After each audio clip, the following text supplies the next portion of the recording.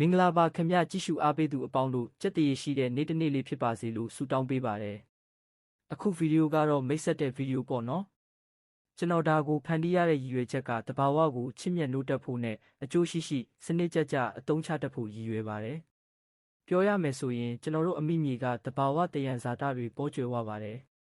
တစ်ချိန်တစ်ခါတုန်းကတော့တစ်တော်အင်းအိုင်ပတ်မှန်တွေနဲ့အလှတရားတွေဖုံးလွှမ်းထားပြီးနေရာဒေသတိုင်းကရှိတဲ့အလှတရားတွေနဲ့ပြည့်စုံခဲ့ပါတယ်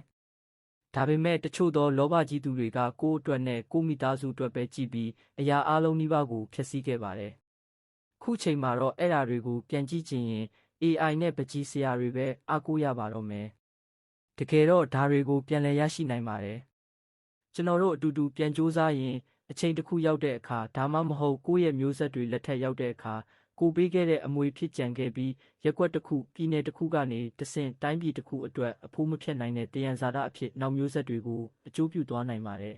။အရာအလုံးကခြေတလန်းကနေစရတာပဲဖြစ်တဲ့အတွက်လူတိုင်းကိုတက်နိုင်တဲ့ဘက်ကနေအကောင်းဆုံးပတ်မိုးကြဖို့လဲနှိုးဆော်ချင်ပါတယ်ခင်ဗျာ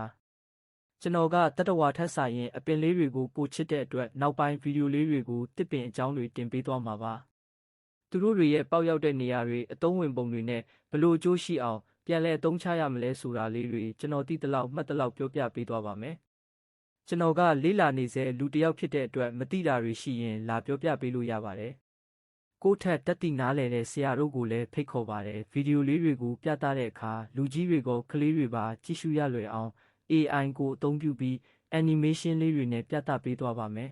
။ကြည့်ရှုသူအပေါင်းတို့အားပေးမယ်လို့လည်းမျှော်လင့်မိပါတယ်ဗီဒီယိုလေးကိုအဆုံးထိကြည့်ပေးတဲ့အတွက်ကျေးဇူးတင်ပါတယ်နော်မင်္ဂလာပေါင်းနဲ့ခင်ဗျားပါစေလို့ဆုတောင်းပေးပါတယ်